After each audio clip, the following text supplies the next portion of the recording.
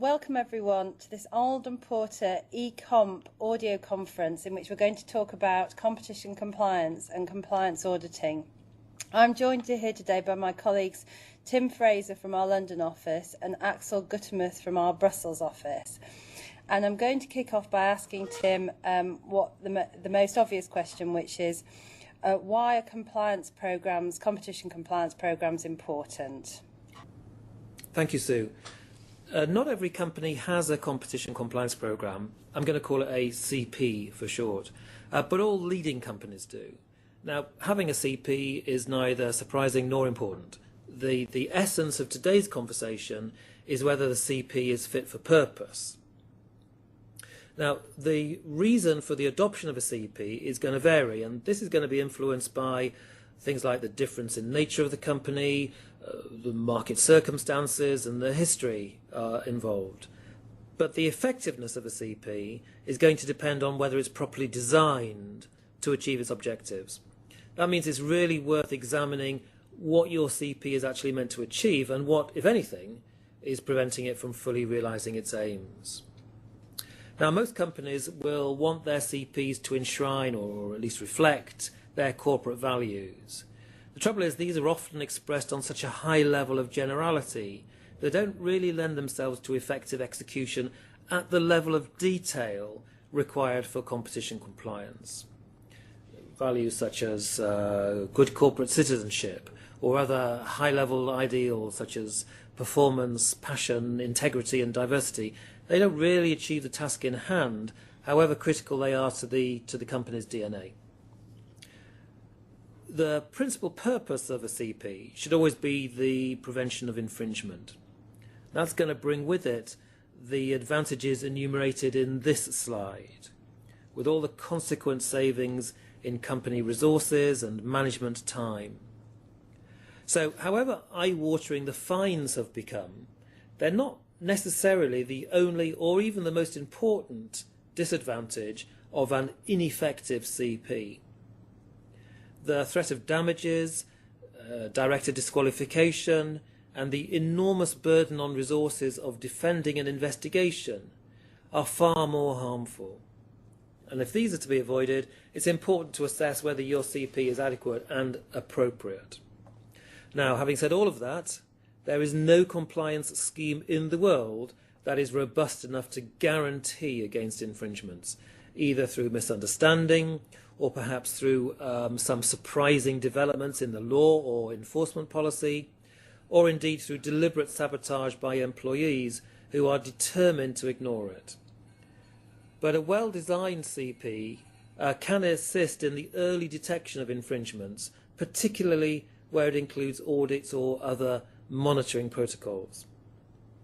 Now finally, in some cases, but only in some cases, like the UK or France, a suitable CP may lead to a reduction in fines, but in most cases it won't.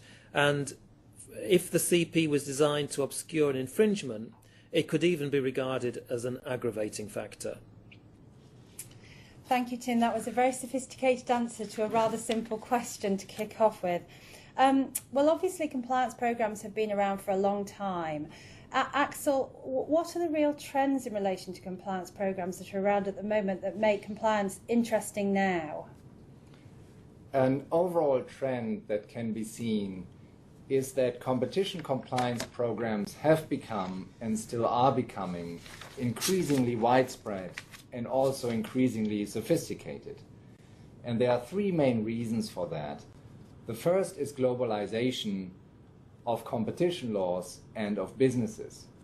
More and more countries have introduced competition laws in recent years or have started applying them more seriously. And more businesses have expanded their commercial activities in such countries. Accordingly, countries like Russia, Japan, South Korea, South Africa, or Brazil have very active competition law enforcement regimes today, and there are many other countries that do as well. The second reason why competition compliance programs have become more sophisticated and widespread is that the consequences of infringing competition laws, which Tim has mentioned before, have become so serious that companies are simply forced to step up their compliance efforts. And the third reason is that the substantive legal requirements have become more complex. While the most serious types of competition law infringements, such as price fixing or market allocation, are defined in fairly similar ways in most jurisdictions, that is not necessarily the case for other types of infringements, such as abuses of dominance or potential infringements that might occur in vertical relationships between a supplier and its customers. Another trend is that the role of the chief compliance officer in the companies has been strengthened in terms of the seniority, in terms of the powers he or she has, and in terms of the budget he or she can use for compliance purposes. And along with that goes the trend of making the company boards of directors having a greater role with regard to competition compliance. And many boards have either designated one of their members as being responsible for competition compliance or have created a committee which looks after compliance issues. And obviously, competition compliance is not the only area of compliance that is relevant for companies. There are many other areas, such as fiscal laws, anti-bribery laws, for example, the US Foreign Corrupt Practices Act or the new UK Bribery Act. There are environmental laws that need to be complied with, product safety laws, advertising laws, and so on. And a trend that can be seen there is that many companies are combining the competition law aspects in a broader compliance program. Another trend one can see is that competition authorities are becoming more and more engaged in the discussion about how a compliance program can be designed to be as effective as possible. At least in Europe, the position that competition authorities have taken for a long time has been that it is the company's own responsibility to make sure that they comply with the law, and that the role of the authority is limited to investigating instances of potential non-compliance. That has changed, and more authorities are now engaging in a discussion with the legal community and the business community about what elements should be included in an effective compliance program. And again, it's on one of the slides which we'll send to you later. In any event, I've listed a number of countries where documents have come out, have been published by the competition authorities in recent years. For example, the EU Commission and the authorities in the UK and France have this year and last year published documents that include important statements on compliance programs. In the US, we have had the federal sentencing guidelines for a number of years now. There are documents from the authorities in Canada and Australia. In Brazil, companies have the possibility to have the compliance program certified by the competition authorities. And just as a side note here, while the German authority, the Federal Cartel Office, has not yet adopted a document giving guidance on compliance programs, the German Association of Public Auditors has last year adopted a standard under which companies can have their compliance programs certified, and there are a couple of German companies now which are in this certification process. Well, thank you, Axel. You've convinced me with all of that compliance really is a hot topic. I wonder, Tim, in view of all the guidance that we've now got from these various different competition authorities, whether you could take us through what the essential components of an effective compliance policy are. Thanks. Here's a list of the familiar features of an effective CP. Each element in this list hides a number of pitfalls, but also provides an equal number of opportunities. Now we're going to be addressing each of these in some detail to point out how they can facilitate an effective CP, but also how they can prevent one really taking off. In particular, we're going to ask you to consider the balance between the more traditional tools and the traditional forms of communication and the more proactive elements. And here I mean not merely the training and audit, but also those elements that seek to anticipate and to deal with some complex issues in advance. Now, this is the Office of Fair Trading's graphic on its approach to an effective CP, and it's set out in its own communication on the topic. Now, you can see from this graphic that it identifies the essential four-step approach to CP design and execution. So it goes through risk identification, risk assessment, risk mitigation and review to lead to the core, which is a commitment to compliance, which indicates being from the top down. Now, the thing to note from this graphic is that it is a circular one. In other words, these four stages are iterative and not merely linear. I'm a big fan of the OFT's diagram. I have to say that, obviously being a UK competition lawyer as well as an EU competition lawyer, but in my view this really sets out some of the high-level principles of establishing a compliance programme. Axel, do you think there are specific considerations that a company has to take into account when it's designing a compliance programme? Yes, absolutely. There is no one-size-fits-all when it comes to competition compliance programs. They have to be tailored to the needs of each individual company. And maybe one of the most important aspects in that regard is the company's risk profile. And when I talk about risk here, I not only mean the risk that company employees might actually engage in competition law infringements, but also the risk that they could create documents or other types of evidence which competition authority might view as evidence that on a prima facie basis suggests that a competition law infringement has taken place and therefore is a reason to start an investigation into the company. The risk level will depend on several aspects. One certainly is the type of industry that the company is active in, the market circumstances that characterize this industry, including the question whether the company might be viewed as holding a dominant position or not, the countries of activity of the company, and certainly whether there have been instances in the past where the company or its competitors in the same industry have violated competition laws, or whether there are any investigations currently going on. The risk level goes along with the determination that the company must make as to what level of risk, of competition law risks, it views as acceptable for itself. While it is certainly the case that a company which adopts a competition compliance program will not accept any high level of risk that its employees might engage in very serious infringements of competition laws, such as price fixing, market allocation, or bid rigging, there is a certain margin of appreciation, if one wants to call it that way, that companies can use to define a more or less elevated but still reasonable level of risk with regard to potential abuses of dominance, potential infringements of competition law regarding in vertical relationships between a supplier and its customers, and so on.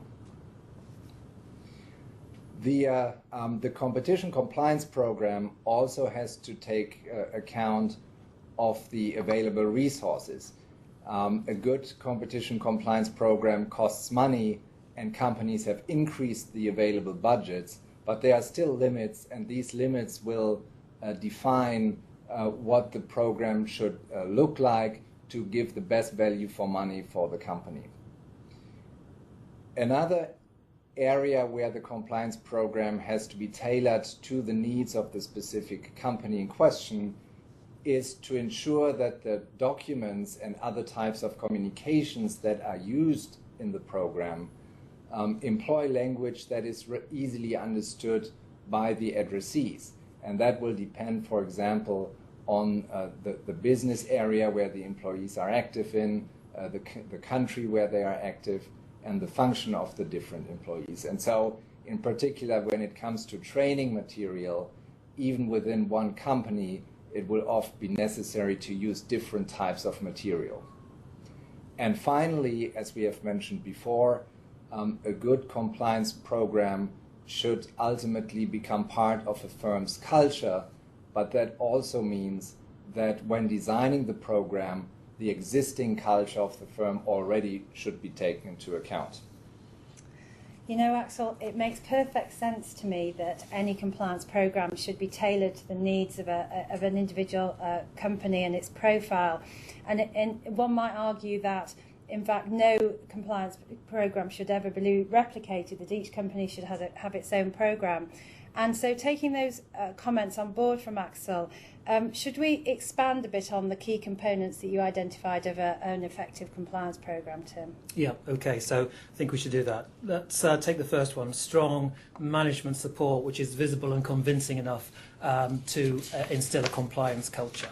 Now, there's a universal truth that a good compliance program requires top management support, and that is sometimes, usually, executed in the form of an introduction by the CEO in the basic documents, the code of practice or the other basic documents of the compliance program. And this, of course, is a good thing. It's just not sufficient. There's much more important management support, visible management support, which we need here.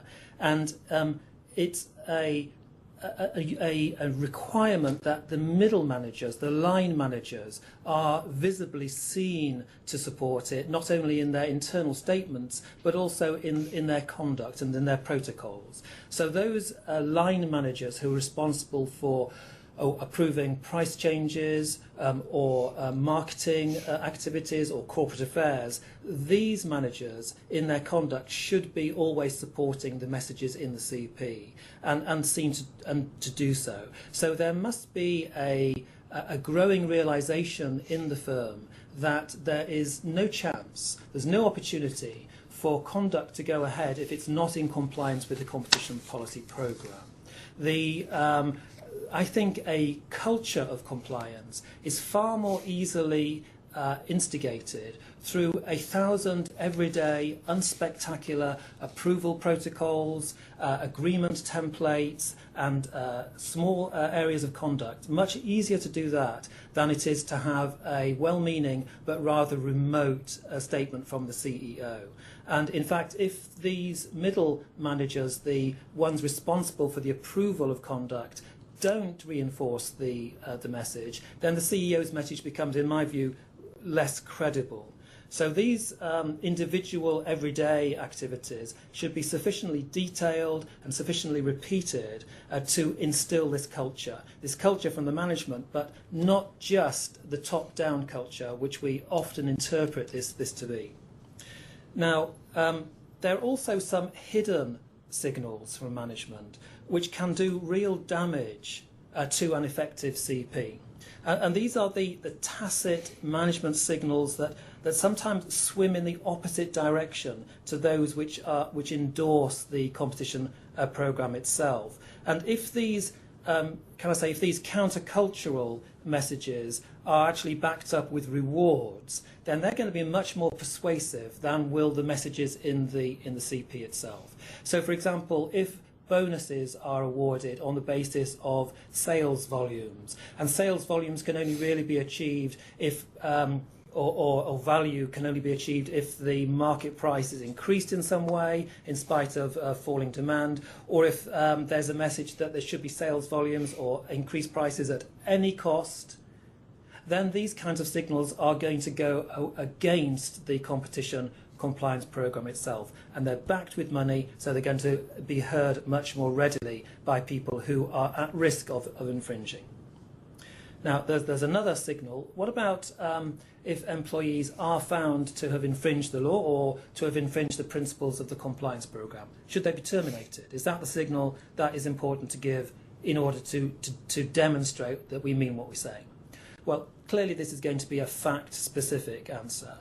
Many companies will in fact be more lenient if there's an early confession and a helpful conduct on the part of the guilty parties, not only because you may want to have the cooperation of the employee, but also because you may need that person to help with a leniency application to the relevant competition authority. But in the end, there has to be a clear message that employees who breach the compliance policy or who breach the law will not benefit from that, will not prosper. Now, finally, in terms of message, the CP must be properly resourced. So there's no point in having a very well-meaning CP that cannot actually be put into practice. So that means resourced in terms of lawyers or compliance professionals, in their time, in my view, in the establishment of a centre of excellence, in the development of tools and materials, and a continuous and interesting training programme. Now let's just go on and look at the materials and tools then, the basic building blocks of the programme. Now, most companies who have a programme have a code of practice, or perhaps some other basic document which incorporates the competition law principles. And most are also going to have a set of instructions or a process for approval, for whistleblowing, for self-reporting perhaps of infringements. And these are obviously essential. And particularly the principles are essential because they allow the business clients to understand why the program says what it says. But they always need to be backed up by a set of much more specific and detailed guidelines. And these discrete guidelines should deal in some detail with discrete areas of the application of the law. So those activities which the company has identified as being higher risk, these should be the subject of the detailed guidelines. So in most companies, I think we'll need detailed guidelines, for example, in relation to information gathering and exchange. They will need them in relation to price change processes, in relation to conduct in trade associations, or perhaps in the operation of joint ventures. I think they'll also need them in relation to distribution agreements, to research and development projects, licensing, co-marketing and co-promotion agreements as well. Now, all of these, I think, should be richly illustrated with examples that the reader will come across in their everyday work. So although you won't be able to include all the examples, all the various scenarios, at least they'll be able to use those that are there as analogies for the ones that they need. Now, I think these detailed materials can take a number of forms, and at the most basic level, they're going to be written printed documents which are going to be distributed to all internal lawyers and to all the business clients that are identified as being relevant. So they should be complete, but on the other hand, they should be accessible. So there's absolutely no point in writing a complete tome on the law because people simply won't read it. But on the other hand, there's no point in writing a very high-level application because people simply won't get value from it. It's far better, I think, for that reason, to place the guides online. They can be updated more frequently, they can be more accessible, and they can reach the employee where he or she actually needs them, on their iPod, on their laptop, through accessible intranets, etc. And that, I think, is why most companies, not all, but most, have gone to exclusive online application for this. Now, these should all, of course, be backed up by training materials. And just like the materials themselves, the training materials should be constantly updated. And this, I think, is something that is sometimes forgotten because the effort of producing an attractive set of training materials is quite burdensome. Once it's done, we tend to forget that the training materials must move as fast as the basic documents do themselves. So I think they should, both the training materials and the basic documents should be constantly updated. I suppose constantly might be rather too high, but they should certainly be updated after every relevant milestone case, after every change in legislation, and periodically, I would say, ideally twice a year. Now, the trouble is that training used to support compliance can become something of a tick-the-box exercise. And this is often the case because it can be quite dull, it can be the same as last year, it's because it's delivered by someone who might not be entirely comfortable with the topic, or the examples aren't really detailed enough, or they're not relevant, or they don't speak to the employee in the language or about the topics that they really come across every day. So it's not as much use to them as it could be. That means it's a wasted opportunity, and that means people attend because they have to attend rather than because they will be able to benefit from the operation. And that, I think, is going to be the most important assessment that you need to take as you assess your competition compliance program. In my view, to make training operations more interesting, they should be based around a scenario format and not around the usual traditional lecture format. Now, scenarios are not difficult to envisage because all you need to do is to pluck them from the everyday advice that you give, the questions that you're been recently advising on, the questions which are constantly coming up, so you know they're interesting and worrying people. You can simply use those, develop them somewhat, stretch the facts of them, and therefore be able to demonstrate the parameters and the breaking points of competition law. And the advice themselves that underlie these scenarios, they can also be placed on the company intranet, so they can be used as a source for backing up the training and for further information and intelligence. Now, the training materials obviously can be themselves morphed not only by reference to legal developments, but also each time you get questions and answers in the training session itself, you should add that to the materials, change the slides, change the scenarios, and that's going to make it much more useful next time. So the other thing that we should do, I think, is think about putting control back in the hands of the business client and also empowering the less well-informed or the less specialist legal colleague. Not all legal colleagues are going to be specialised in competition law. And I think the way to do that is to develop a much greater emphasis on interactive systems. Now, interactive systems, of course, covers a very large area. It can go all the way from self-teaching materials, which we're quite familiar with, but just pausing on self-teaching materials, I would urge you to design these no less carefully and in no less detail than the other training materials that we've just been talking about. But on the other hand, we can develop much more sophisticated interactive materials which go beyond this and which are more useful to frontline employees and to non-expert, non-specialist legal colleagues.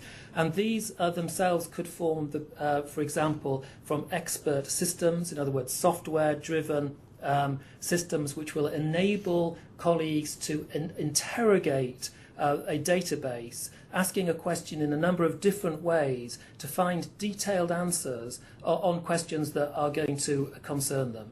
Questions about what clauses can be placed in agreements, about how long agreements can be entered into for, about the kinds of pricing schemes that can be entered into, about the operation of the law on abuse of dominance. In some detail, this can be used.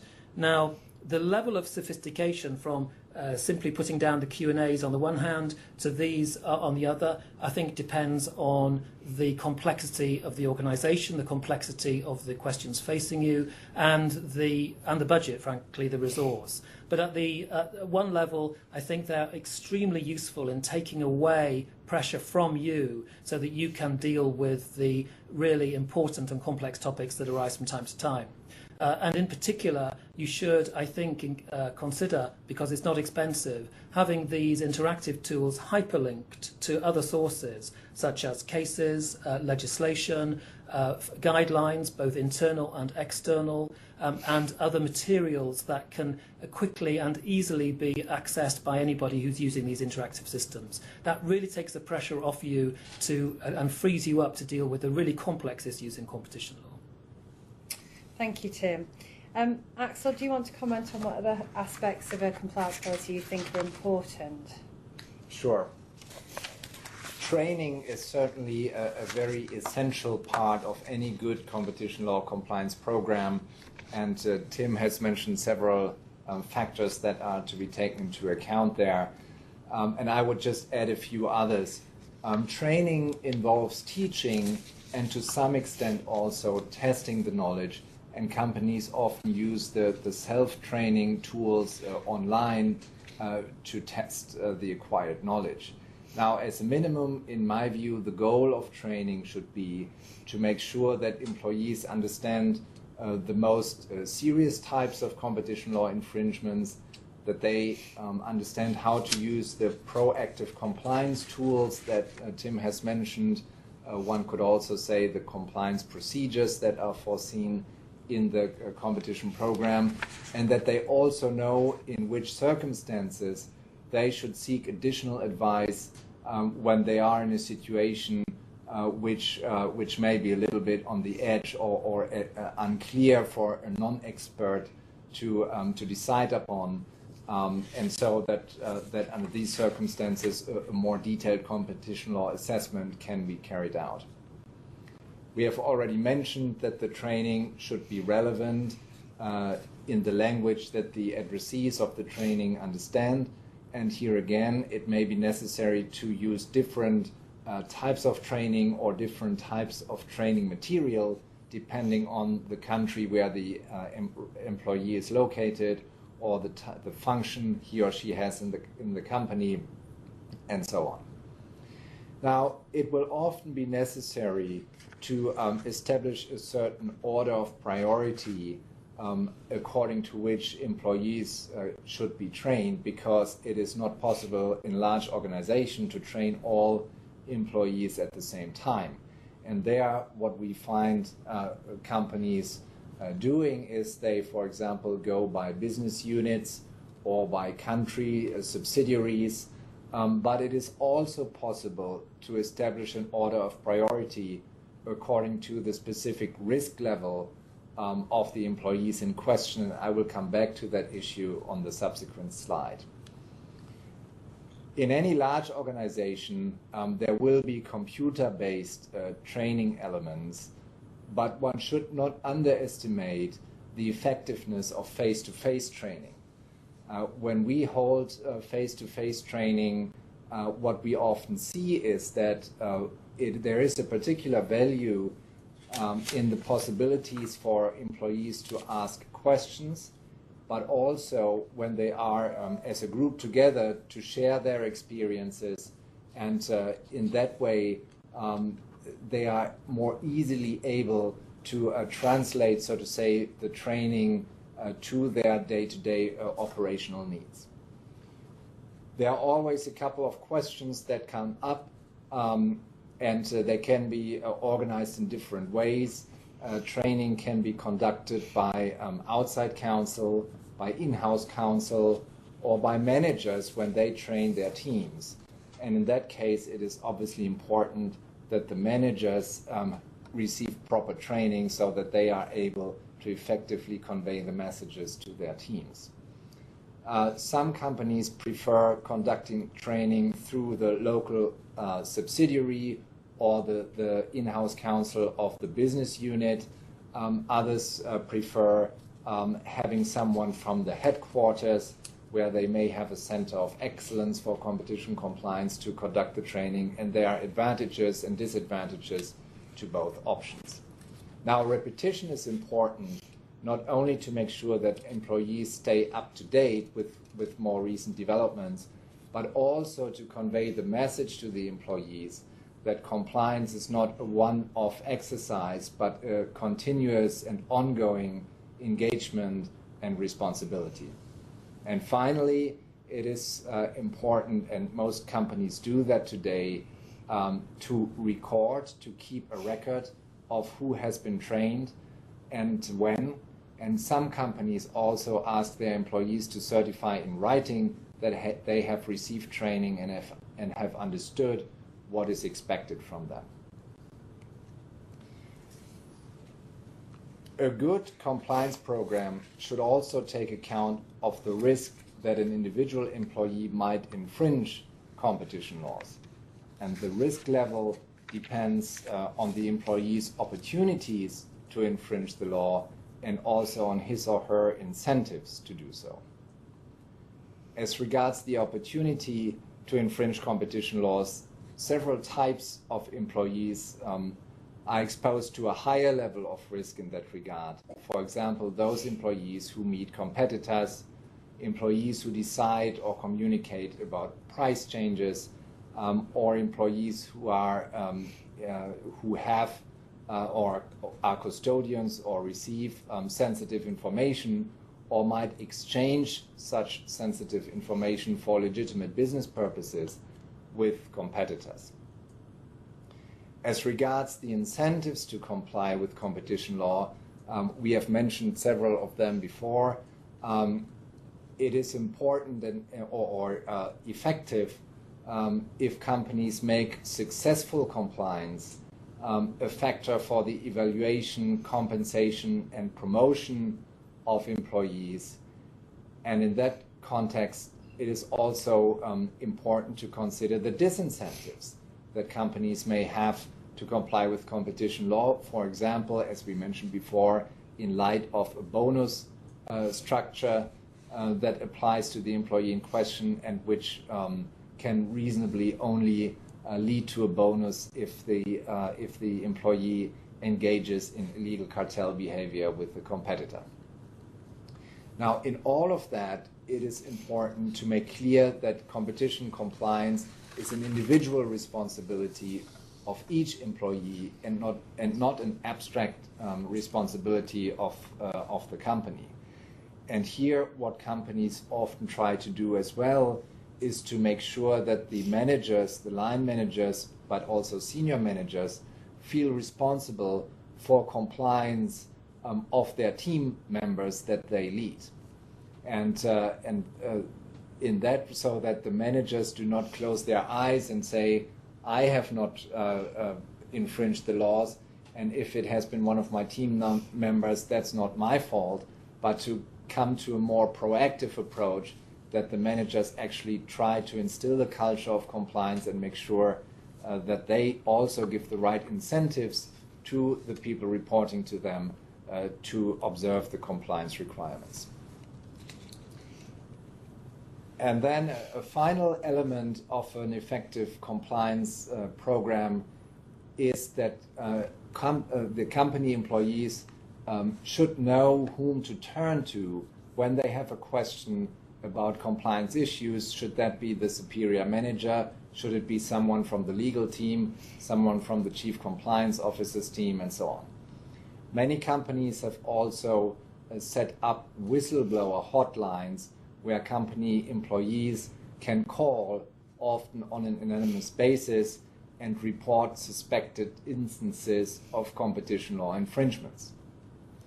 Now, there should also be internal escalation rules within the company which define which types of suspected infringements should be investigated at which level of the organization, and also who should be informed of suspected infringements or measures that have been taken to remedy them. And finally, just as a side note in all of this, as all of you will know, there are data protection laws and also laws about employees' rights which have to be respected in all of that. And unfortunately, these laws differ quite significantly from country to country. Thank you, Axel. Indeed, thank you both of you. I don't think I've ever heard people sounding so passionate about compliance programs. Now we want to turn to the issue of compliance auditing, which I personally think is a critical part of any effective compliance program. Axel, do you want to tell our listeners, our viewers, about really what we mean by compliance auditing and how it plays a role in compliance policies? Yes. Compliance audits are internal investigations with a predefined scope, which companies carry out for a variety of reasons. The first is obviously to determine substantive risk exposure. So if there is a risk that an event has occurred which could be viewed as an infringement of competition laws, audits are also useful to determine whether the compliance programs have been applied effectively, if there are issues which need to be improved, also to test the responses of parts of the organization to new challenges or situations. For example, if in a country the competition law has just been introduced, or if market circumstances have significantly changed in that country, it might be useful to audit that country organization to see how they have responded to these new situations and if the compliance program still works under these changed circumstances. Auditing also makes sense to emphasize to the entire organization that the organization, the company, monitors that all parts of the organization do comply, and that there is some level of monitoring and verification in that regard. And finally, companies often conduct an audit in the context of corporate transactions, either as part of a due diligence before the transaction agreements are entered into, but more often and probably more realistically after they have just acquired a new business, to see whether there is any risk exposure there. Now, the audit can focus on the internal procedural requirements and be limited, for example, to questions whether there are complete records about employees who have attended trade association meetings, if there are all minutes of trade association meetings, if the internal escalation rules have been followed, and so on. But more often, an audit will also include substantive compliance issues, so trying to find out whether maybe a breach of the competition laws has occurred. Thank you, Axel. That's helpful.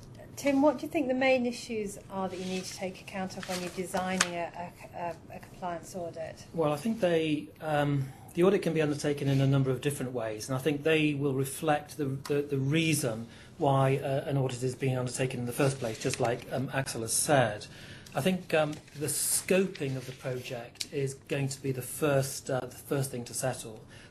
Who will be included, which business units, etc. And will the review go back until a period before the suspected infringement, if indeed there is a suspected infringement? Will it go back a standard 2 or 3 years?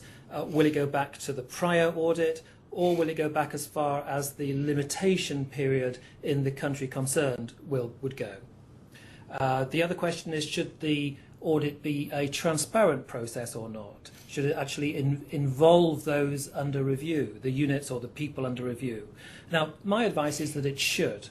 I think audit is about whether systems are working or not, whether they are actually achieving their objectives, and they're not really about allocating blame.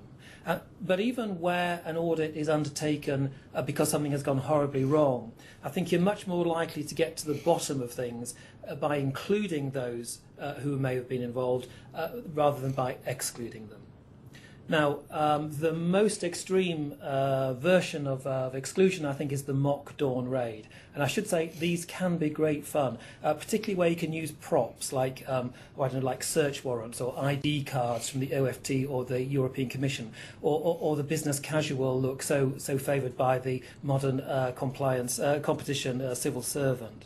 But what do they really achieve? They can tell you how easy or difficult it is to find documents. I think they can tell you how well managers will cope under the stress of a raid. They'll also tell you, frankly, how pissed off they'll be when they find out it was all pretend and that a day's business has been interrupted for no good reason as they would see it. But it doesn't actually tell you how robust your competition compliance is.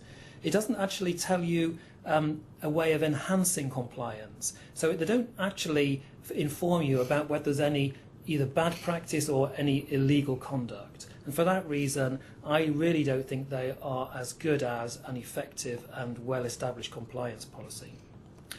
Now, the other thing is internal counsel or external counsel. I would love to say that external counsel in general, and indeed Arnold and Porter in particular, should be used for all audits.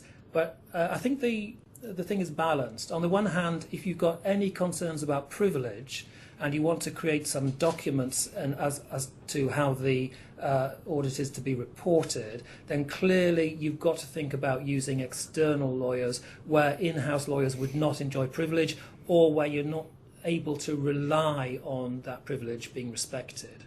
On the other hand, the presence of external counsel can sometimes upset the business clients. It can actually disrupt life more than where it's just one of the family, if I can put it like that. So I think there is a balance to be made. But I think those are the questions of scope that you have to consider when designing the audit protocol. Okay, thank you. I mean, obviously, it's not possible to review every document and it's not possible to interview every employee. So how can you go about making sure that you make the right kind of selection to make sure that the audit is at least robust? Yes, and let me say first, when we speak about documents here, we mean all types of documents, ideally all of those that could be subject to search and seizure or copying by a competition authority if they were to conduct an inspection. So clearly it should include things like emails, any type of electronic documents, and if possible also documents like SMS messages, phone logs, managers' diaries, and so on.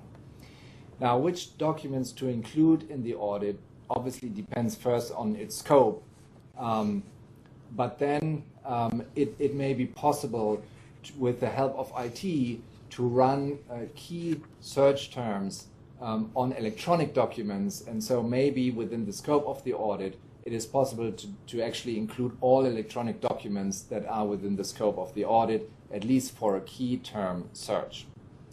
Otherwise, certain individual employees should be selected and all of the documents of those employees, whether it be electronic or hard copy documents, should be included in the in the audit. And I will come to the selection of employees on the next slide. But then, maybe as a more general advice, there are certain types of documents which ideally should always be included in an audit. And these are, for example, all documents about contacts with competitors, for example, minutes of trade association meetings and so on, all internal planning documents and management reports, documents about customer contacts, such as visit reports of sales representatives, and also documents regarding internal decisions on issues that are most relevant for the competitive process, such as pricing, participation in bids, or output quantity. Now, when we speak about selecting employees, there again, the scope of the audit will be important.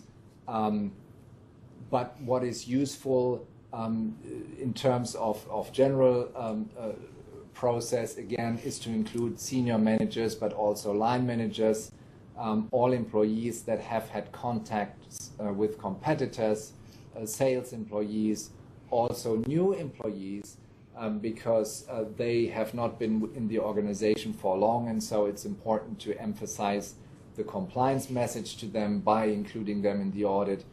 And we also generally advise to include employees who have recently joined from competitors, because they may be inclined to communicate with their former colleagues more often than might be desirable for competitor employees to do. Thank you, Axel. And finally, I guess, Tim, what are the relevant considerations that you need to take into account once you've completed the audit? Okay, so what do you do with the outcomes of the audit? Do you want them on your systems? Will they always be protected by privilege in all the jurisdictions which may have access to them? Will an oral report to management and lawyers do the trick? Will that be enough? Will actually be preferable, so you don't create in-house documents that you don't actually want to have around? If you're happy, or if you really do require a document, instead of placing this on the systems or on the company intranet, I would like you to consider placing it on a secure extranet, which are run by banks or law firms, which can be very good methods for sharing information and intelligence, but at the same time are protected from prying eyes, if I can put it like that. So that's one thing I would do. Now, just to wind up, coming back to compliance programs and audit outcomes generally, what is the best way to capture and to share the advantages of a compliance program? Now, we've mentioned centres of excellence to sponsor and to champion and to develop a compliance within the enterprise. And in some cases, the Centre of Excellence will take the whole area of compliance under its wing, and also will share it with other non-competition other compliance programs as well. So they will do the training, the document development, developing the templates, etc. The advantages of that, of course, is that it excludes duplication and inconsistency in advice. Other companies don't do that, and they prefer to actually have the advice much closer to the client and to spread it out into the functional affiliates or the geographical affiliate. And the advantage of that is that you get the lawyer very much close to the client, that it reduces the possibility for misunderstanding, and it maximises the relevance of the advice to the client itself. The disadvantage, of course, is that it doesn't capture the outcomes that the Centre of Excellence can capture in itself. Now, the intranet and the extranet I've already mentioned, and these are things to be thinking about. Whoever is responsible for it, in my view, there should be a constant struggle to seek improvements, both in technique and in substance to the competition programme, and that needs a sponsor to drive through the change that will need. The burden is quite large. You'll be aware of the number of updates, newsletters, case reports that you get every day, and the job that you're going to have is to try and search through those, to try and identify within those which ones really have a relevance for the corporation, and to which ones will require changes to the risk calculus which underlies your compliance program. I think those are the major issues we want to get across. Sue, I think you've got some closing announcements to make. Thank you. Unless we have questions. The slides will be available to you both. I think they'll be sent to you, and they'll also be available on our website. We also have some additional materials that we will provide you with. Essentially, we have an Arnold and Porter compliance auditing manual, which covers many of the points that my colleagues have raised on the section on compliance auditing, and which really we hope would provide a step-by-step guide to conducting and scoping out a compliance audit if you decide on the basis of what you've heard today that it's something that you need to do as soon as possible. And with that, we will close. Thank you. Thank you. Thank you. Or Brazil have very active competition law enforcement regimes today, and there are many other countries that do as well. The second reason why competition compliance programs have become more sophisticated and widespread is that the consequences of infringing competition laws, which Tim has mentioned before, have become so serious that companies are simply forced to step up their compliance efforts. And the third reason is that the substantive legal requirements have become more complex. While the most serious types of competition law infringements, such as price fixing or market allocation, are defined in fairly similar ways in most jurisdictions, that is not necessarily the case for other types of infringements, such as abuses of dominance or potential infringements that might occur in vertical relationships between a supplier and its customers. Of an ineffective CP. The threat of damages, directed disqualification, and the enormous burden on resources of defending an investigation are far more harmful. And if these are to be avoided, it's important to assess whether your CP is adequate and appropriate. Now, having said all of that, there is no compliance scheme in the world that is robust enough to guarantee against infringements, either through misunderstanding or perhaps through some surprising developments in the law or enforcement policy, or indeed through deliberate sabotage by employees who are determined to ignore it.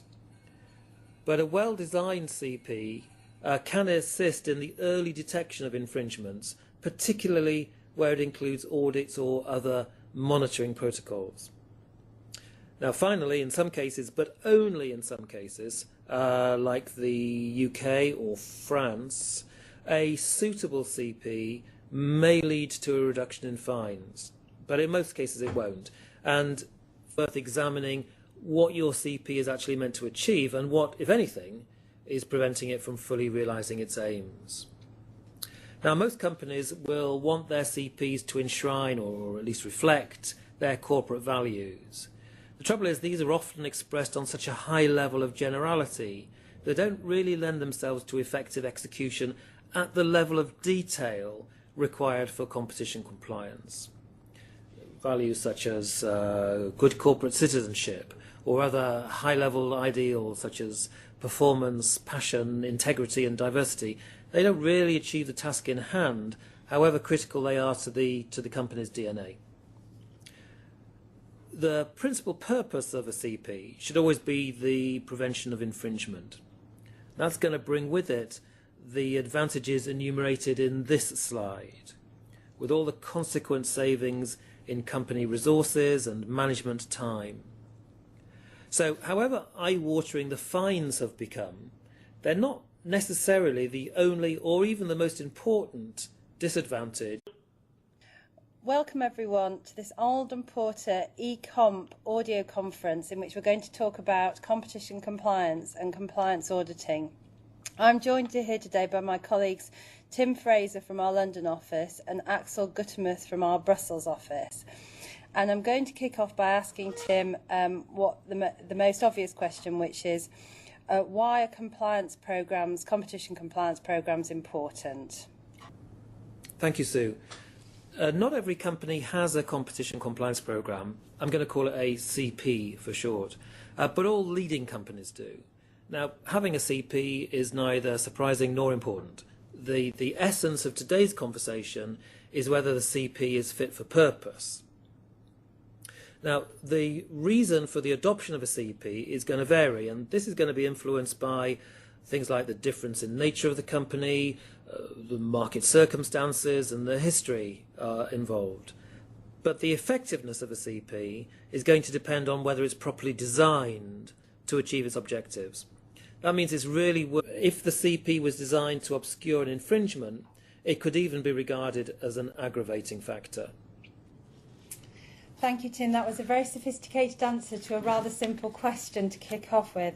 Well, obviously, compliance programs have been around for a long time. Axel, what are the real trends in relation to compliance programs that are around at the moment that make compliance interesting now? An overall trend that can be seen is that competition compliance programs have become and still are becoming increasingly widespread and also increasingly sophisticated. And there are three main reasons for that. The first is globalization of competition laws and of businesses. More and more countries have introduced competition laws in recent years or have started applying them more seriously. And more businesses have expanded their commercial activities in such countries. Accordingly, countries like Russia, Japan, South Korea, South Africa,